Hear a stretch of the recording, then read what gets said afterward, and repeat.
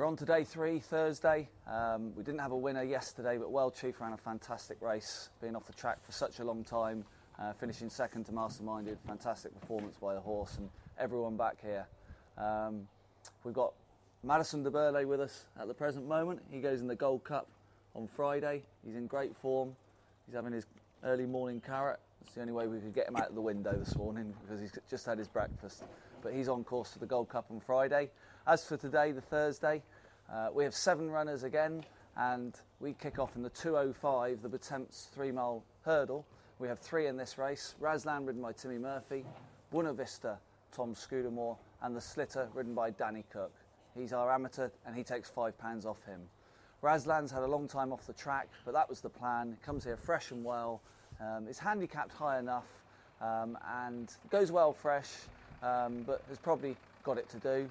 Buena Vista has dropped down in the handicap a bit now, so he'd have a better chance. I think he's about a 10-to-1 shot. He hasn't been finishing his races, but the stable was out of form when that happened. Ran well last time behind Big Bucks, travelled well to 2 out, and like I say, seemed to stop that day. He seems in good form. We put the blinkers back on him, and the drying ground will help, so we expect him to run well. And finally, the Solita. He has only had the 1 run for us. Was disappointed in November. Like I say, when the stable was out of form. Danny Cook takes 5 off. He's only got 10 stone on his back. He's at the right end of the handicap. He's a nice workhorse at home, and I expect him to have a squeak at a big price. So that's the Slitter. We move on to the next race, the Ryanair, one of the 2 big races of the day, and Arvik, who won the race last year, goes to try and repeat his win.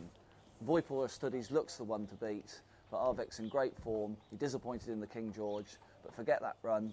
He loves Cheltenham, loves 2 mile 5 round there, and we expect him to lead them a merry dance and hopefully stay in front. The other big race of the day, the Ladbrokes World Hurdle, we haven't got anything in that, but I fancy Casbar Bliss. He's favourite. It's a great performance last time at Haydock, and I think he's the one to beat. Our next race is the 4 o'clock.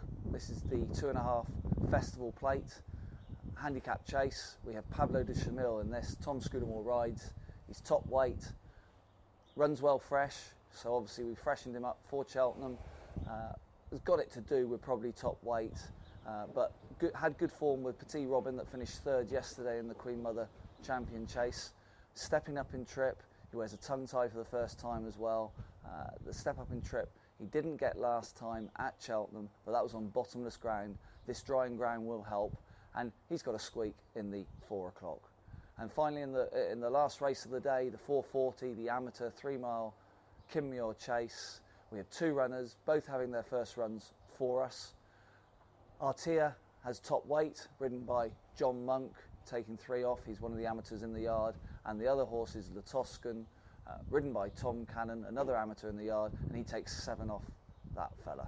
Both horses have good form in Ireland. Like I say, first runs for us. There'll be big prices. They've probably got it to do, but should give their amateurs a good ride. So we've got 7 today, and our best 2 chances would probably be Arvik and Buena Vista.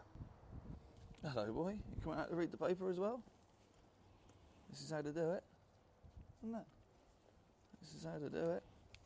But we want to be reading about you on Saturday morning, all right? After you won the Gold Cup.